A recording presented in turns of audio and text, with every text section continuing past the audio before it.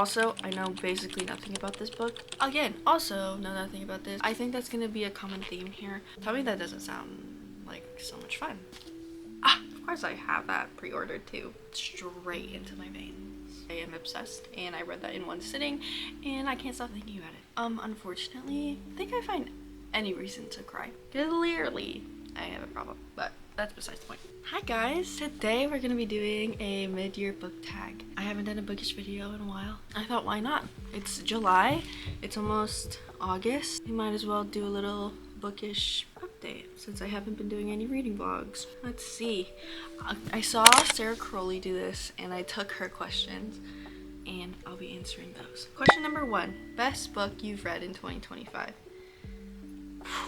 I haven't read a ton of books this year. I've only read 35 books this year, which is maybe a lot for other people, but for me, this has been a really slow reading year.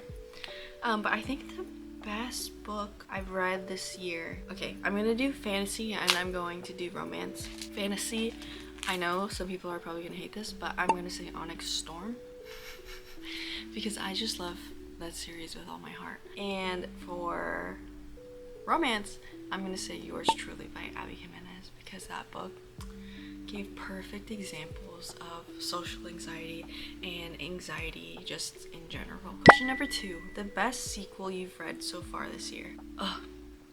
I feel like I haven't read a ton of sequels this year.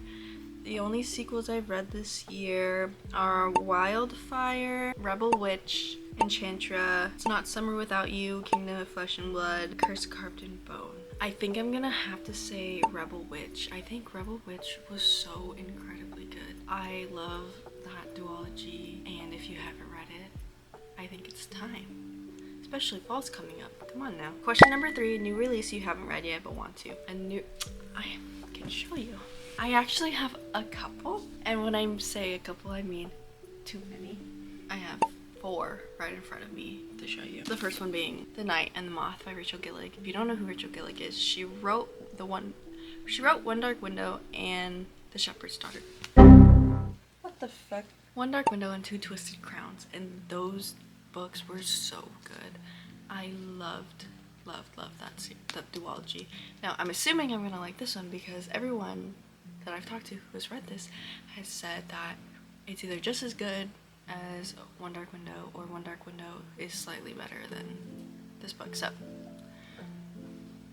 I'm gonna assume I'm gonna rate this 5 stars. Also, I know basically nothing about this book. Another gothic fantasy. A gothic mist-cloaked tale of a young prophetess who is forced on an impossible quest with the one knight whose future she cannot see. Sybil is a diviner and she gets visions. She's gonna go on this quest with a rude, heretical, and devilishly handsome knight, Roderick. Only a heretic can defeat a god.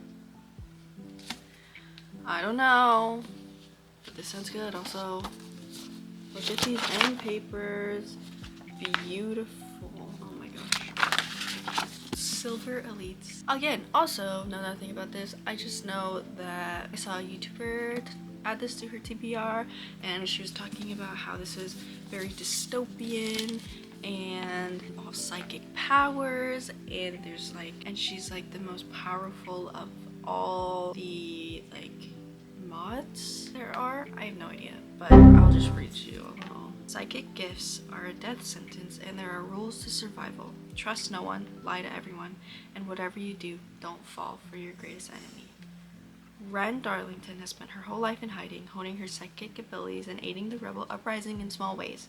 On the continent, being modified means certain death, and Ren is one of the most powerful mods in existence. When one careless mistake places her in the hands of the enemy and she's forced to join Silver Block, their most elite training program, she's finally handed the perfect opportunity to strike a devastating blow from inside their ranks. Tell me that doesn't sound like so much fun. The next one, Rose in Chains by Julie Soto. Again, don't really know what this book is about. I think that's gonna be a common theme here. I was at the Driver's Era tour. There was a girl reading this book at the concert before it started, and I was like, if she's so immersed in this book, like, at a concert. It has to be good, right? I've never read a book by Julie Soto. I also picked up this book because how could I resist the sprayed edges, of course. But I guess this book is about something about a prophecy that was spoken that didn't actually happen. Bryony Rosewood, her kingdom falls and her home is overrun by their enemies. Now Evermore is no more, and Bryony is sold at an auction, prized only for her remarkable magic. But in a world where magic can instantly crush a human heart and even thoughts can be stolen, there can be no such thing as love. Not for Bryony. A secret rebellion is brewing and she needs to find a way to escape her cage and join it.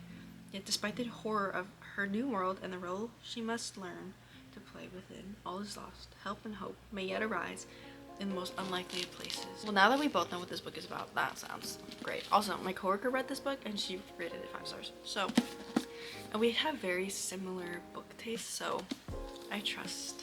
Now, I don't think most of you guys know what this book is. This is called The Age of Scorpius. This is by Audra Winter. She is a book talk author. At least that's where I found her from.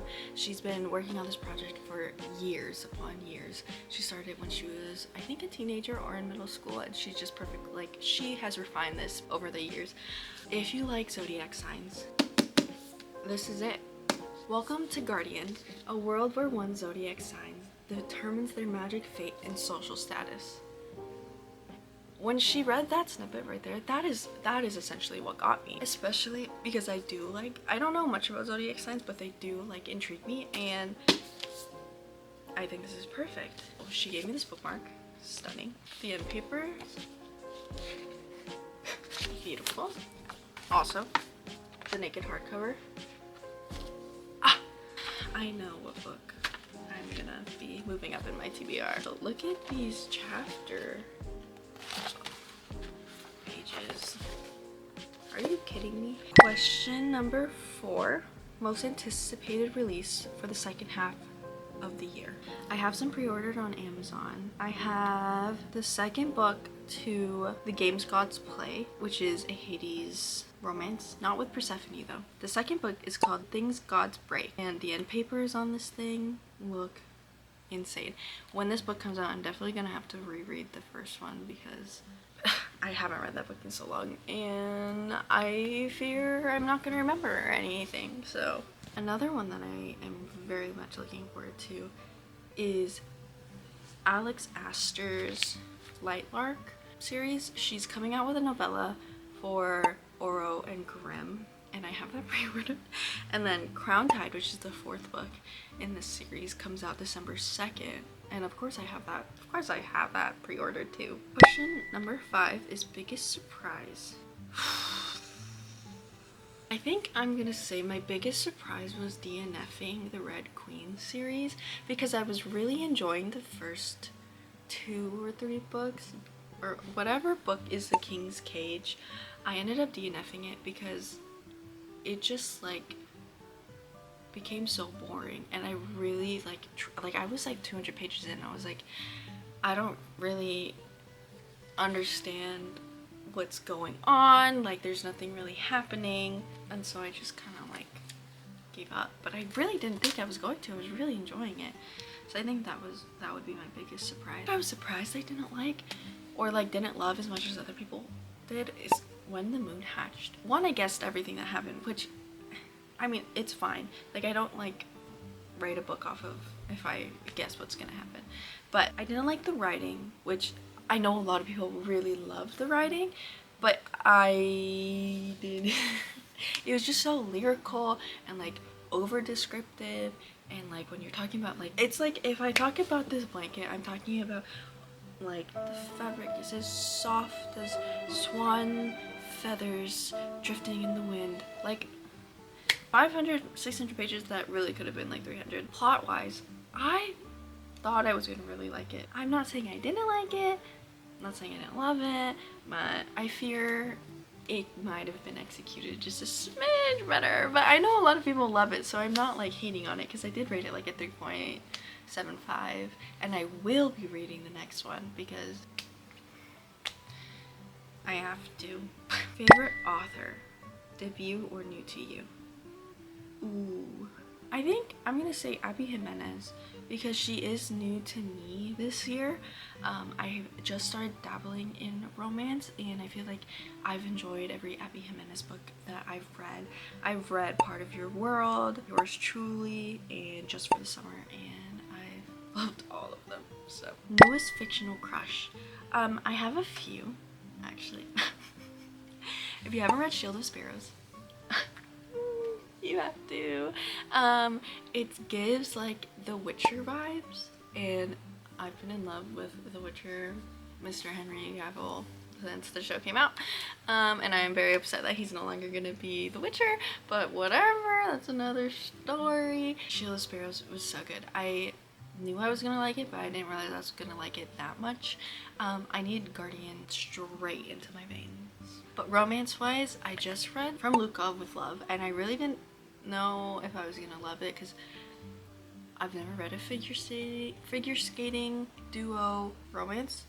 Don't know why I haven't. I am now searching for another book that gives off From Lukov with Love because I am obsessed, and I read that in one sitting and I can't stop thinking about it. There's that. Also, I love that she's half Filipino. And if you know me, I am Filipino, so I love seeing Filipinos in the books that I read. Book that made you cry. Unfortunately, I think I find any reason to cry. So, I think I cried in Onyx Storm. I cried in Funny Story, but I think I read that last year. Low-key, I probably cried at every Emily Henry book except for, I think, People We Meet on Vacation. I read that one last year too. Never mind, let's ignore that. I think I cried to One Golden Summer and Just for the Summer. Some of these books are like mushing in my brain, but there was a romance book that I read that the female character represented some family drama and stuff, and the main male character was very much there for her throughout that, and I think there's a part of it that just like ripped out my heart.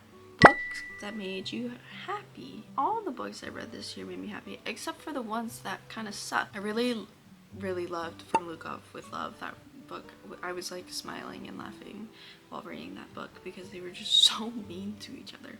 Ooh, One Golden Summer. Oh, I love Charlie.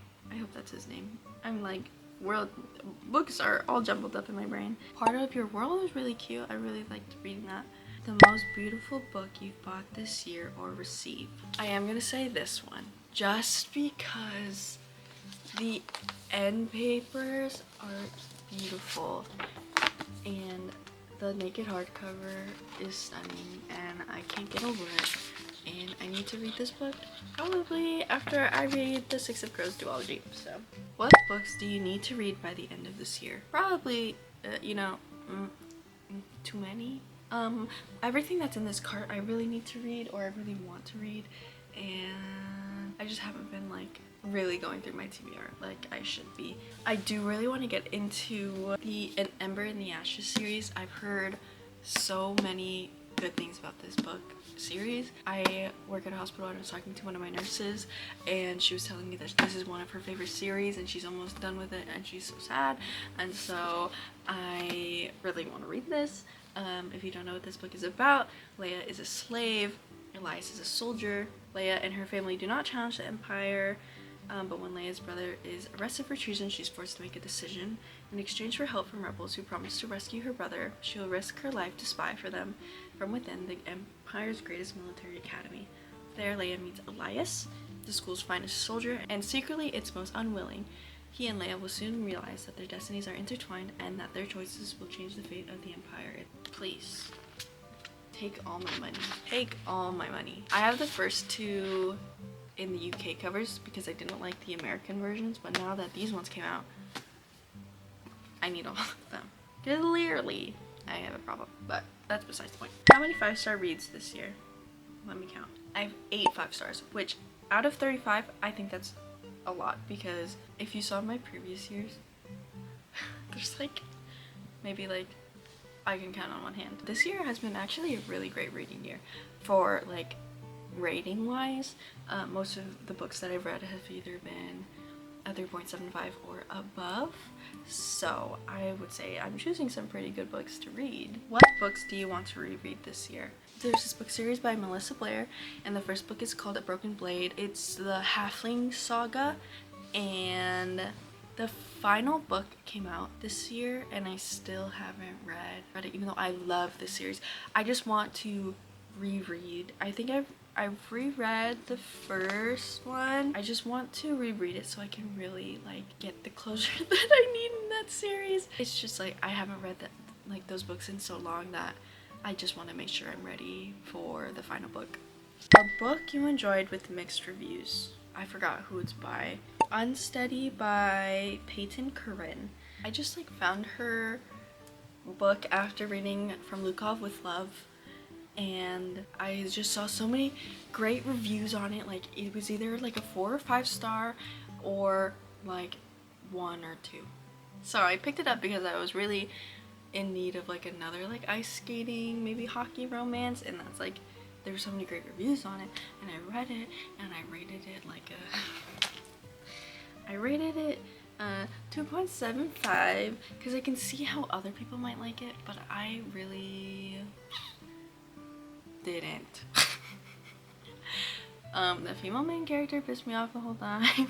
Me personally, I hate insta love, and that's what this book gave right off the bat. And so I pushed through because I was like, oh, it's only like 300 pages, like I can do that. The found family in the book was cute. Don't really love the romance. I know it was supposed to be like a spicy romance, but at some point I just kept skipping through the smut because there was just so much at like random times. Like she's like about to go to like either ice skating practice or she just got done with the competition, and guess what they're doing? They're in some random closet and he's going at it. There's a time and a place, and that is not the time and the place. I know Larry Reed's rated it 5 stars, and I was like, I'm gonna love it. Unfortunately, which is fine, I didn't. 5-star predictions for the rest of the year. The 4 books that I showed you for the books that the new releases that I want to read, those I think will all be 5 stars. I think An Ember in the Ashes will be 5 stars. I think Metal Slinger is gonna be 5 stars. I want to say Quicksilver will be 5 stars, but I fear it won't. There's just Sod Air. I know pretty much nothing about again, but I saw some booktubers and some book talkers talk about it, and like we have like the same like similar taste, so I'm assuming that's gonna be 5 stars, but who knows. I do think that this is the end of the video. If you're here, if you're watching, thanks for being here.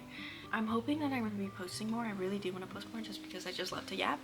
I'll see you in the next video. Goodbye.